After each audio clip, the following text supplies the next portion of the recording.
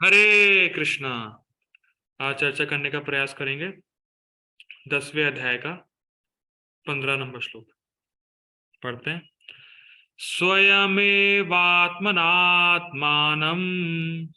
वेत्थ त्वं पुरुषोत्तमा भूतभावन भूतेश देवदेव जगत्पते। स्वयमेवात्मनात्मानं वेत्थ त्वं पुरुषोत्तमा भूतभावन भूतेश देवदेव जगत्पते। ठीक है, अब लिंक देखिए। हम लोगों ने पिछले श्लोक में देखा था, अर्जुन कह रहे थे सर्वम एतदृतं मन्ये यन्माम वदसि केशव न ही ते भगवान व्यक्तिम विदुर देवा न दानवा। हे कृष्णा, जो भी आपने मुझसे अभी तक कहा है केशव, उन सबको मैं सत्य मानता हूं, पूर्ण सत्य मानता हूं। न ही ते भगवान व्यक्तिम विदुर देवा न दानवा, लेकिन आपको हे भगवान, हे केशव, आपको न देवतागण जानते हैं न दानव जानते हैं। ये हम लोगों ने कल के श्लोक में देखा था। अब मान लीजिए भगवान कहें अर्जुन से, अच्छा भैया, ना मुझे कोई देवता जानता है ना दानव जानता है, तो कोई तो जानता होगा, कोई तो ऐसा होगा जो मुझे जानता होगा। तो अर्जुन कह रहे हैं स्वयं एवात्मन आत्मानम, केवल आप ही हैं जो अपने आप को जानते हैं। बड़ा सुंदर। कोई कोई तो जानता होगा भाई, कोई तो होगा ऐसा। नहीं नहीं, कोई नहीं, केवल आप ही अपने आप को जानते हैं। स्वयं एव एव मतलब निश्चित ही आप जानते हैं। स्वयं एव आत्मानम आत्मानम, आप ही अपने आप को अपने आप से जानते हैं। और ये क्वालिटी, ये गुण हम जीवों में एप्लीकेबल नहीं, क्योंकि हम अपने आप से अपने आप को भी नहीं जानते हैं। इस संबंध में परम पूज्य गोविंद महाराज जी बहुत सुंदर एग्जाम्पल देते हैं। वो कहते हैं, मान लीजिए आप किसी डॉक्टर के पास जाएं, वैसे भी मेरा थोड़ा सा तबीयत तो खराब थी। तो मान लीजिए आप अगर किसी वैद्य के पास, डॉक्टर के पास जाएं और कहें डॉक्टर साहब, मेरा पेट बड़ा खराब है, पेट बहुत दर्द होता है, पेट बहुत दुखता है, पता नहीं मुझे क्या हो गया है, क्या हो गया मेरे पेट को। तो महाराज जी कहते हैं, भाई डॉक्टर अगर ये कहे, देखो भाई तुम्हारा पेट है, तुम्हें पता होना चाहिए तुम्हारा तुम्हें क्या हुआ है पेट में। भाई पेट तो तुम्हारा है ना, तुम्हें पता होना चाहिए क्या हुआ है तुम्हारे पेट में। लेकिन वो नहीं जानता है, डॉक्टर उसको बताएगा कि उसके पेट में क्या हुआ। तो उसी प्रकार से हम अपने आप को नहीं जानते। पहली बात तो हम अपने शरीर को नहीं जानते कि हमारे शरीर में सारा कार्य कैसे हो रहा है, और दूसरा हम अपने स्वरूप को भी नहीं जानते हैं, और अपने आप से जान भी नहीं सकते हैं। दो चीजें मैंने बोली। एक तो आप अपने शरीर के बारे में नहीं जान सकते कि आपके शरीर में क्या हो रहा है, कैसे हो रहा है, कैसे आपका अन्न खून में कन्वर्ट हो रहा है, कुछ नहीं जानते। और कैसे डाइजेशन हो रहा है अपने हमारे खाने का भी हम नहीं जानते। और दूसरा, अपने स्वरूप को भी हम जान ही नहीं रहे कि हम हैं कौन। लेकिन भगवान अपने आप को पूर्ण रूप से जानते हैं और अपने आप से ही जानते हैं। मतलब कोई और भगवान को नहीं बताएगा कि कृष्णा, आप जानते हैं आप भगवान हैं। ऐसा नहीं है। भगवान जानते हैं कि मैं भगवान हूं, और भगवान ही अपने आप को जानते हैं कि मैं भगवान हूं पूर्ण रूप से, और कोई नहीं जानता भगवान को पूर्ण रूप से। ठीक है, ठीक है। वेथ तम पुरुषोत्तमा, वेथ तम का अर्थ है कि आप ही जानते हैं, ठीक, पुरुषोत्तमा। भूत भावन, ये बहुत सुंदर अर्थ है। भूत भावन, आप सारे भूतों का उद्गम है, या सारे भूतों का उद्गम स्थान है, सारे भूत आपसे ही आते हैं। भूत कहने का मतलब है यहाँ पे जीव, यहाँ पे जो भूत पिशाच है वो तो नहीं। भूत मतलब सारे जीव, सारे जीव कृष्णा आप से ही आते हैं। ठीक। भूतेशा, और भूत प्लस ईशा, तो भूतेशा हो जाएगा। भूत मतलब सारे जीव आत्माओं के कंट्रोलर भी आप ही हैं। देखिए बहुत सुंदर बात है। भगवान श्री कृष्ण ही सारे जीवों के उद्गम हैं, और भगवान श्री कृष्ण ही सारे जीवों के कंट्रोलर हैं। ठीक। भाई अगर कोई व्यक्ति, मान लीजिए कोई वस्तु किसी व्यक्ति से आई है, तो जरूरी नहीं है वो व्यक्ति उस वस्तु का कंट्रोलर होगा। और अगर कोई व्यक्ति किसी को कंट्रोल कर रहा है, तो जरूरी नहीं है वो चीज उस व्यक्ति से आई हो। इसको आप कैच कर पा रहे हैं? मान लीजिए, देखिए बहुत सिंपल है, हमारा शरीर हमारे माता पिता से आया है, ठीक, तो हमारा शरीर हमारे माता पिता का उद्गम स्थान है। लेकिन आजकल हम जो हमारे शरीर को कंट्रोल करते हैं हमारे कंपनी के बॉस। क्या आप इस बात से एग्री कर रहे हैं? देखिए मैं तो देखा हूं अगर टेंपल में कोई फंक्शन होता है, उनसे कहा जाए कि देखिए फंक्शन है आप आइए, अरे अरे ऑफिस में छुट्टी कहाँ है, बॉस छुट्टी देता ही नहीं है, छुट्टी मिलती ही नहीं है। जैसे अगर माता पिता अगर भक्त हैं और बेटा भक्त नहीं है, तो वो बुलाते हैं कि बच्चे यहाँ आ जाओ, मंदिर में फंक्शन हो रहा है, अरे पिताजी समय कहाँ है, किसके पास समय है, जॉब ही जॉब है, बस काम ही काम है। तो उसका शरीर उसके माता पिता से आया है, लेकिन फिर भी वो बच्चा अपने माता पिता की नहीं सुन रहा है, माता पिता उसको कंट्रोल नहीं कर रहे हैं। तो जरूरी नहीं है जिससे जो वस्तु आई हो वो उसको कंट्रोल भी करता हो।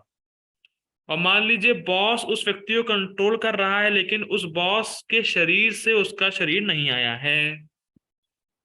लेकिन भगवान के केस में दोनों है, सारे जीव भी भगवान से आए हैं और सारे जीवों को कंट्रोल भी भगवान कर रहे हैं। ये दोनों बातें भगवान में लागू होती हैं। कितना सुंदर है भूत, इसलिए दो शब्द आए हैं, भूत भावन भूतेशा। सारे जीव भगवान से ही आए हैं और सारे जीवों को कंट्रोल भी भगवान ही कर रहे हैं। देव देव, देव देव का अर्थ है, जैसे इस समय जो भौतिकतावादी लोग होते हैं, जो बड़े भोगों में लिप्त रहते हैं, कर्मी जो होते हैं, वो अपनी आवश्यकताओं के लिए विभिन्न देवताओं के पास जाते हैं। किसी किसी अन्य अन्य देवता के पास जाएंगे, कहते हैं कि मैं आपको इतना का प्रसाद चढ़ाऊंगा, ये करूंगा वो करूंगा, मेरी मनोकामना पूरी कर दीजिए।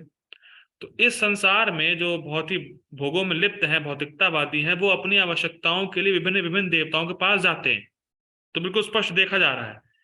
उसी प्रकार से जब देवता किसी कठिनाई में पड़ते हैं, जब देवताओं को कुछ आवश्यकता होती है, तो वो भगवान श्री कृष्ण के पास जाते हैं। इसीलिए देव देव, हम सामान्य मनुष्य देवताओं के पास जाते हैं, लेकिन देवताओं को दिक्कत होती है तो देवता लोग भगवान कृष्ण के पास जाते हैं।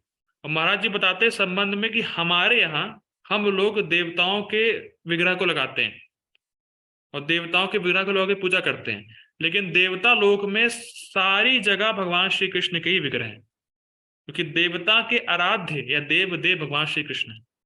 ठीक, और जगत पते मतलब जगत के स्वामी भगवान श्री कृष्ण। ठीक है, पढ़ते हैं प्रभुपाद जी का अनुवाद। हे परम पुरुष, हे सबके उद्गम भूत भावना, हे समस्त प्राणियों के स्वामी भूतेशा, हे देवों के देव देव देव, हे ब्रह्मांड के प्रभु जगतपते, निसंदेह एकमात्र आप ही अपने आप को स्वयं एवात्म आत्मानम अपनी अंतरंगा शक्ति से जानने वाले हैं। और जब इसी अंतरंगा शक्ति के आश्रय में कोई जीव जाता है, तब वो भगवान को थोड़ा बहुत समझ सकता है। इसीलिए प्रभुपाद जी कहते हैं भक्ति अंतरंगा शक्ति की वृत्ति। भक्ति जब व्यक्ति करता है तो भक्ति करते ही वो भगवान की अंतरंगा शक्ति के अंतर्गत आ जाता है, तब वो भगवान को थोड़ा थोड़ा समझने लगता है। और भगवान भी अपनी अंतरंगा शक्ति के द्वारा ही खुद को जानते हैं। ठीक, गीता भूषण टीका। आप अपने आप को अपनी ही ज्ञान शक्ति से जानते हैं। तो ज्ञान शक्ति हम लोगों ने दूसरे अध्याय में चर्चा किया था। ज्ञान शक्ति का अर्थ होता है मैं हूं और मैं अन्यों से अलग हूं। ओके, हरे कृष्णा मीनाक्षी माता जी, अगर आपको मेरी आवाज आ रही है, कृपया आप कुछ बोल सकते हैं क्या?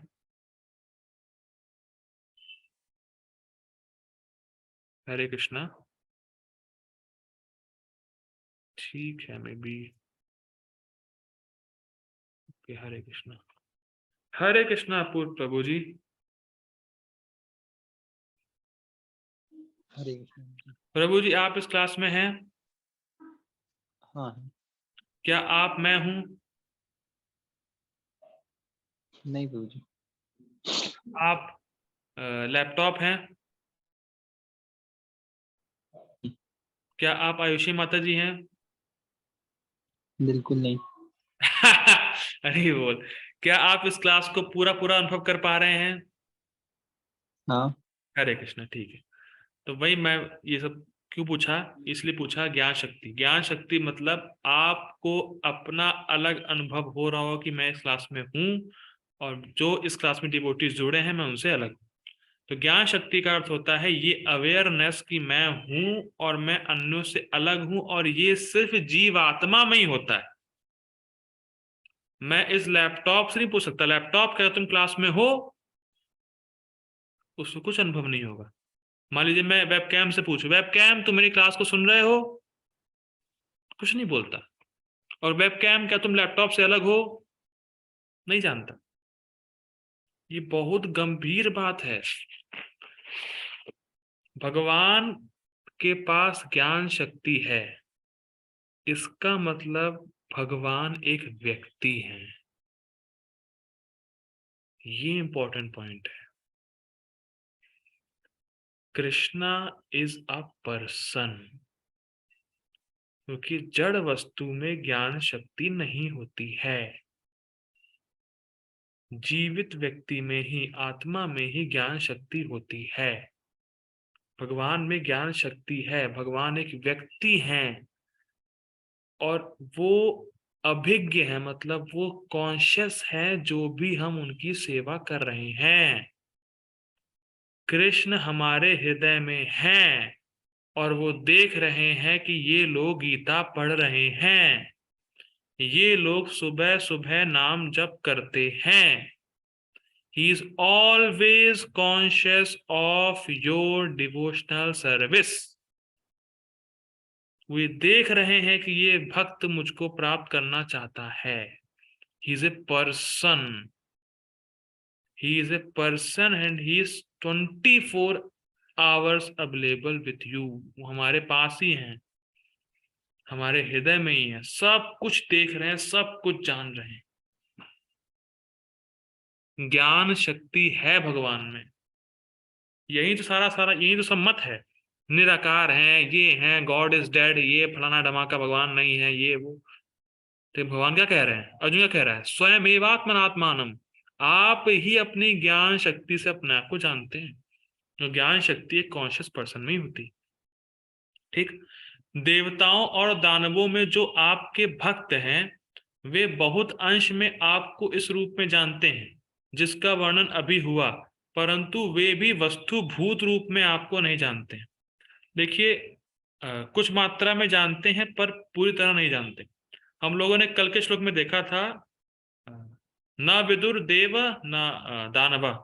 जो देवता है और दानव हैं वो आपको नहीं जानते, लेकिन जो देवता और दानव में भक्त हैं वो थोड़ा बहुत आपको जानते हैं।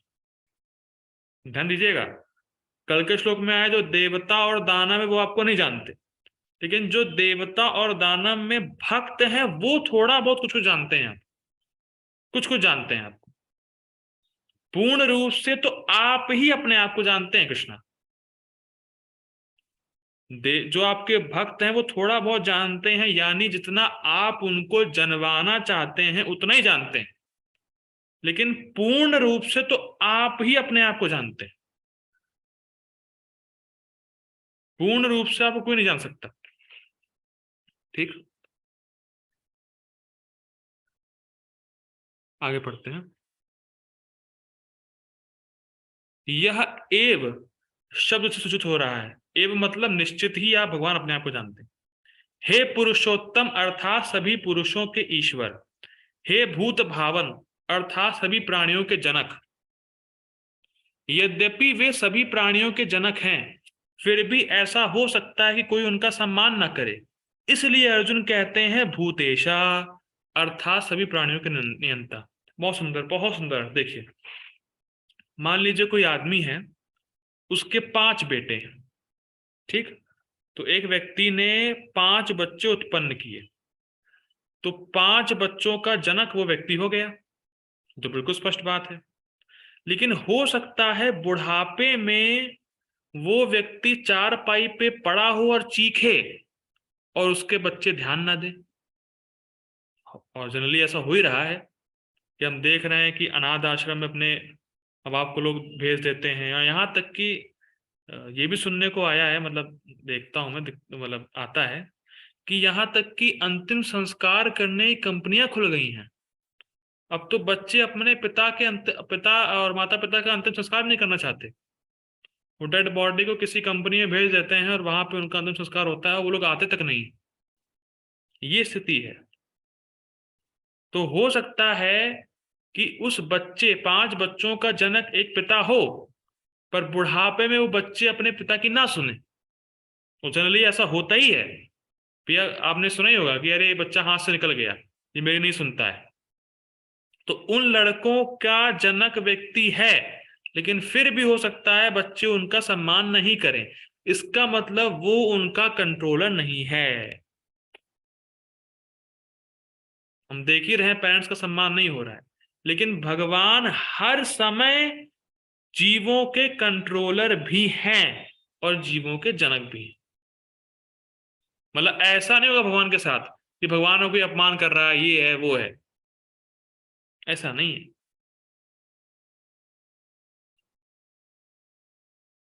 मतलब कोई ये नहीं, मतलब ऐसा नहीं कह सकते कि कोई जीव भगवान के हाथ से निकल गए। ऐसा नहीं है। भगवान हमेशा जीवों को नियंत्रित कर रहे हैं, जीवों के साथ ही हैं। ठीक है, ये बात हो रही है। वे नियंता हो सकते हैं, परंतु हो सकता है कि पूज्य ना हो। भाई ये भी हो सकता है कि मान लीजिए कोई नियंता है, लेकिन इसका मतलब ये नहीं कि उसका स्वभाव अच्छा हो सकता है मुझे कोई कंट्रोल करने वाला है, लेकिन उसका स्वभाव अच्छा नहीं है, तो मेरे लिए पूजनीय नहीं है वो। जैसे हम देखते हैं आजकल के जो बॉस होते हैं कंपनी में, तो वो कितना रगड़ते हैं एम्प्लॉय को। कंट्रोल तो कर रहे हैं, लेकिन पूजनीय नहीं है। लोग पीठ पीछे उसको बुरे शब्द बोलते हैं, या हो सकता है जो हमें कंट्रोल कर रहा हो। हम लोग देखते हैं आजकल के जो टीचर्स भी हैं स्कूलों के, वो बच्चों को कंट्रोल तो करते हैं, लेकिन उनमें कितनी बुरी बुरी हैबिट्स होती हैं। कोई शराब पी के आया होता है, कोई सिगरेट पी रहा होता है। तो हो सकता है कोई मेरा नियामक हो, पर मेरा पूजनीय ना हो, उसमें दुर्गुण ही भरे हों। लेकिन भगवान जनक भी है, नियंता भी है, और सारे सद्गुण भगवान में हैं, तो पूजनीय भी है। तो इस पर अर्जुन कहते हैं कि देव देवा, अर्थात जो देवता सभी के द्वारा आराध्य होते हैं, उनके भी आप आराध्य हैं। मतलब जो जो लोग देवताओं को आराध्य मानते हैं, देवता जिनको आराध्य मानते हो भगवान श्री कृष्ण। तो भगवान श्री कृष्ण उद्गम स्थान भी है, हमेशा कंट्रोलर भी है, और कंट्रोलर के साथ साथ पूजनीय भी है। अच्छा ठीक, यद्यपि कोई पूज्य हो सकता है, फिर भी वह सबका रक्षक हो, ये जरूरी नहीं। भाई हो सकता है कोई मेरा पूज्य हो, वो मेरा कोई पूजनीय हो, मैं बहुत सम्मान करता हूं, तो जरूरी नहीं वो मेरी रक्षा भी कर ले। भाई फॉर एग्जाम्पल, हमारे माता पिता हमारे लिए पूजनीय होते हैं, और पूजनीय होने भी चाहिए, लेकिन क्या वो हमारी मृत्यु से रक्षा कर सकते हैं? क्या कोई माँ बाप किसी बच्चे को मृत्यु से बचा सकते हैं क्या? तो जरूरी नहीं है कि जो मेरा पूजनीय हो मेरी रक्षा भी कर ले। लेकिन भगवान के केस में भगवान उद्गम भी है, नियामक भी है, पूजनीय भी है, और रक्षक भी है। इतना सुंदर श्लोक है ये। इसलिए अर्जुन कहते हैं जगत पते, मतलब जगत के स्वामी है, उनका रक्षक, उनकी रक्षा करेंगे आप। अर्थ अर्थ जगत पते, अर्थ हित, माफ कीजिए, इसलिए अर्जुन कहते हैं जगत पते, अर्थ हित अहित के उपदेश के द्वारा और जीविका प्रदान करने के द्वारा आप ही विश्व के पालक हैं। कहने का अर्थ क्या है कि कैसे पालन कर रहे हैं भगवान इस जगत का? जीवों को हित और अहित के बारे में बताकर, जीव के लिए क्या अच्छा है क्या बुरा है ये भगवान बताते हैं, और इसके द्वारा जगत का पालन करते हैं। और हित और अहित का बताने का अर्थ क्या है? भगवान कृष्ण जीवों को शास्त्र देते हैं। शास्त्र का उपदेश भगवान के द्वारा दिया जाता है, जिससे कि जीव अपना कल्याण कर सके, धर्म का पालन कर सके। इस समय जो हम लोग भगवत गीता पढ़ रहे हैं, ये भगवान की कृपा ही है, और इसको समझ के हम भगवान कृष्ण की भक्ति कर रहे हैं। सबसे बड़ा कल्याणमय कार्य है जीव के लिए। ये तो एक कार्य है। और दूसरा, जीविका प्रदान करना, मतलब सभी के लिए खाने पीने की व्यवस्था भगवान श्री कृष्ण करते हैं। प्रभुपाद जी संबंध में कहते हैं, भैया जब बंदरों को, हाथियों को, चींटियों को भगवान खाने को दे रहे हैं, तो क्या अपने भक्तों को खाने को नहीं देंगे? क्या मनुष्यों को खाने को नहीं देंगे? देते हैं। सबका कोटा भगवान ने फिक्स कर रखा है, सबको खाने को मिलेगा। तो भगवान दो तरीके से पालन करते हैं। एक तो भौतिक व्यवस्था भगवान तो करते ही करते हैं, दूसरा शास्त्र देते हैं। ये बहुत इंपॉर्टेंट है। भौतिक चीजें तो भगवान देते हैं, खाने पीने सोने के साथ तो भगवान करते ही करते हैं सभी जीवों के लिए। और साथ साथ हित और अहित क्या है उसका उपदेश, शास्त्रों का उपदेश भी हम सबके लिए देते हैं, व्यास देव के रूप में आके। क्या इस समय कोई ऐसा है जिसने दोपहर का खाना ना खाया हो? कोई भूखा है यहाँ पे? कोई भूखा नहीं, सबने खाया होगा। तो भगवान व्यवस्था करते ही करते हैं, अपने भक्तों की रक्षा भगवान करते ही करते हैं। इस प्रकार आपके तत्व को सही ढंग से निरूपित किया गया है, मतलब भगवान के गुणों को यह वर्णन यहाँ पे किया गया है सही ढंग से। ठीक है, ओके, मैं ऐसा करता हूँ, मीटिंग का टाइम खत्म हो रहा है। So please join again for purport. Hari बोल, Hare Krishna, Hare Krishna. Please join again, Hari बोल।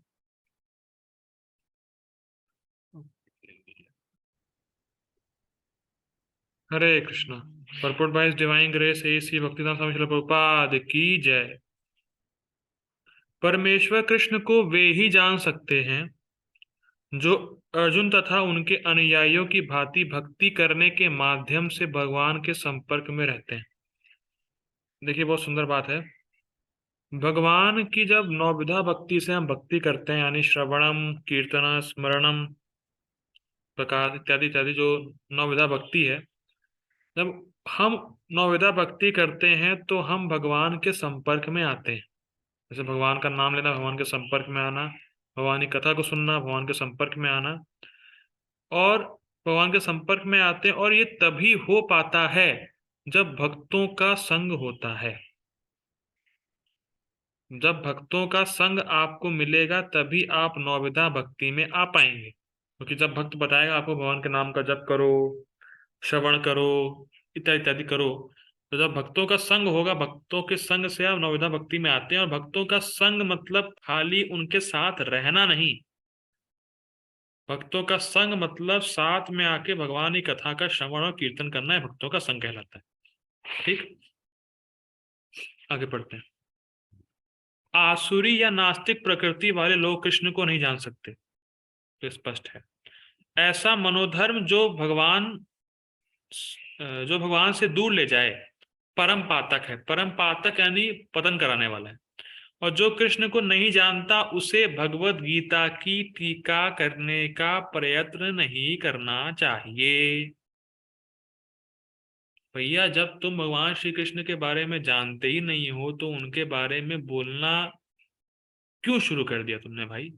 जैसे फॉर एग्जाम्पल, मान लीजिए मैं अपूर्व प्रभु जी को जानता ही नहीं हूँ और उनके बारे में बोलना शुरू कर दूं, तो बिल्कुल स्पष्ट है गलत ही बोलूंगा। भाई, जब जिस जिस व्यक्ति को मैं जानूंगा ही नहीं उनके बारे में बोल कह सकता हूं मैं? Who has given the authority to speak about that person? और प्राय लोग कृष्ण के बारे में इसलिए बोलना चाहते हैं क्योंकि कृष्ण बड़े ही फेमस हैं।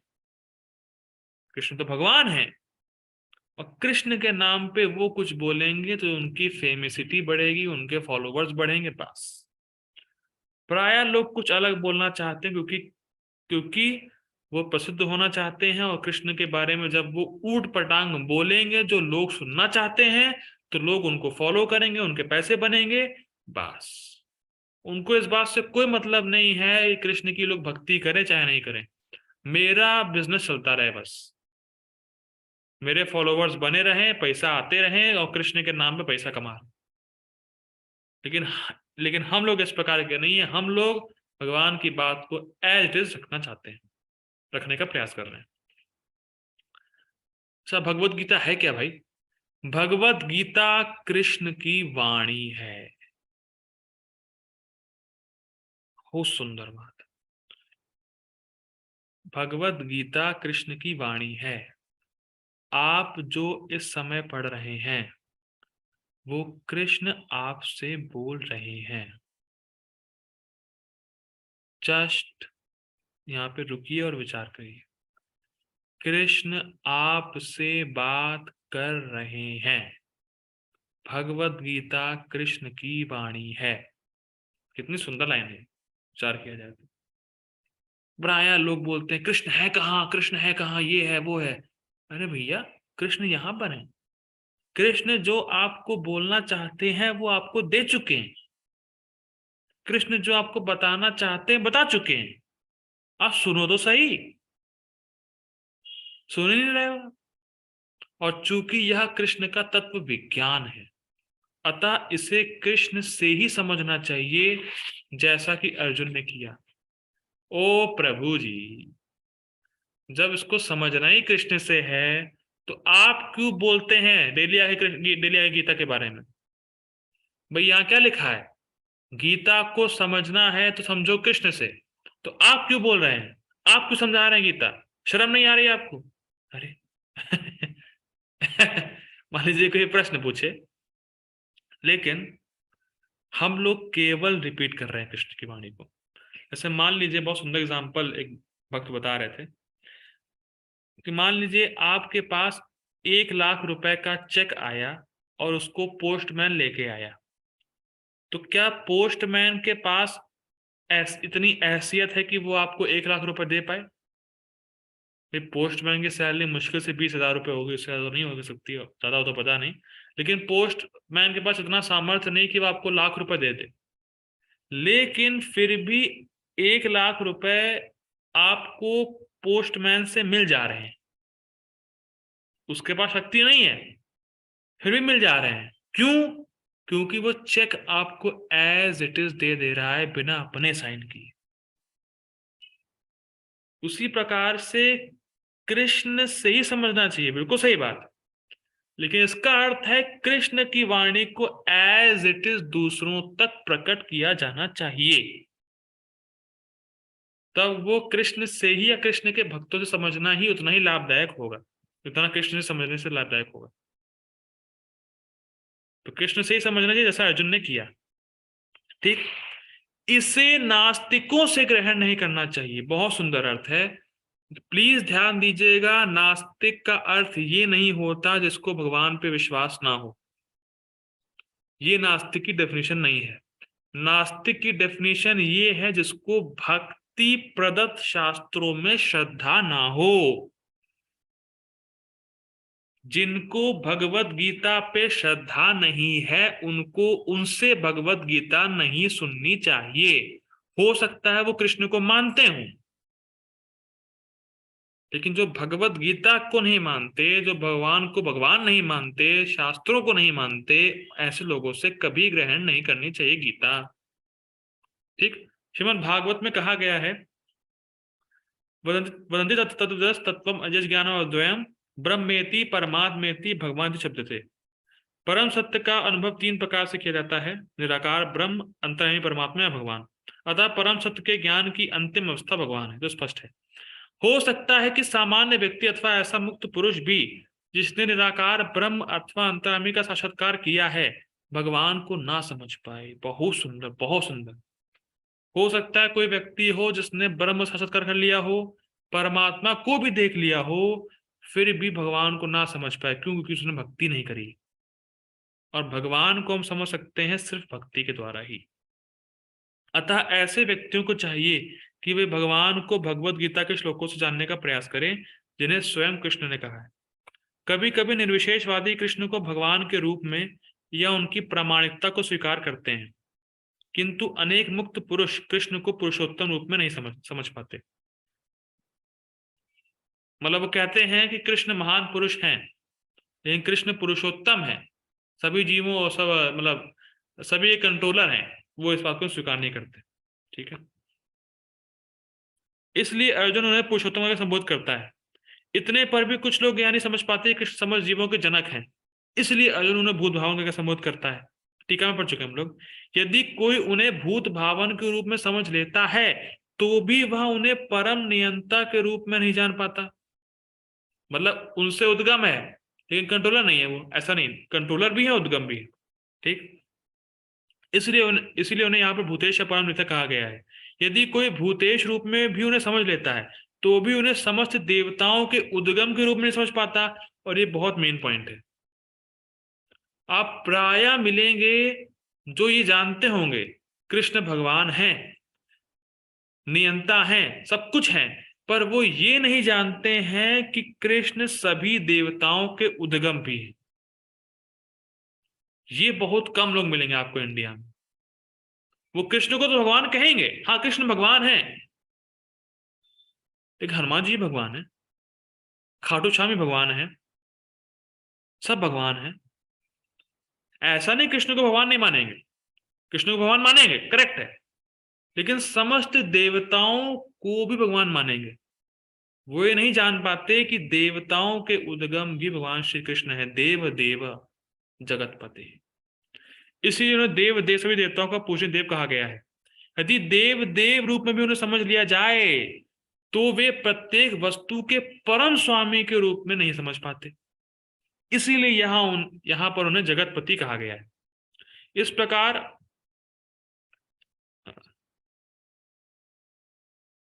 ठीक है, एक बहुत सुंदर बात है।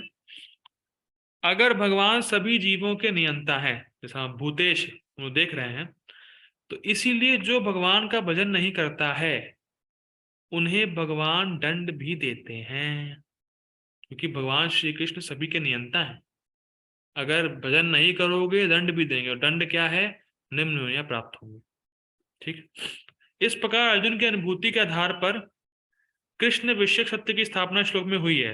ये श्लोक बहुत इंपॉर्टेंट है क्योंकि इस श्लोक में बिल्कुल कंफर्म हो जा रहा है कृष्ण ही भगवान है, क्योंकि सारी चीजें, कंट्रोलर भी वही है, उद्गम भी वही है, देव देव भी वही है, जगत पते भी वही है, पुरुषोत्तम भी वही है, सब कुछ भगवान श्री कृष्ण है। ये बहुत श्लोक इंपॉर्टेंट है। अगर आपको किसी को दिखाना हो, रेफरेंस देना हो, भगवान श्री कृष्ण ही भगवान है, देखो तुम, ये सारी चीजें, हो सकता है कोई किसी एक गुण में मैच करता हो, लेकिन भगवान श्री कृष्ण में सारे गुण हैं टोटल।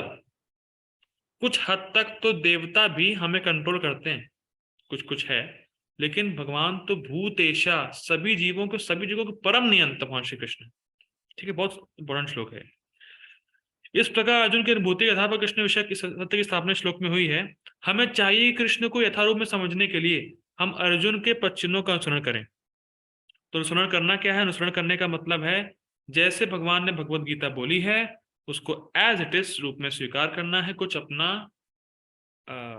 टीनी ब्रेन या कुछ अपना मनगढ़ंत ख्याली पुलाव उसमें नहीं जोड़ना है। ठीक है, हरे कृष्णा। हम लोग नेक्स्ट श्लोक देखेंगे।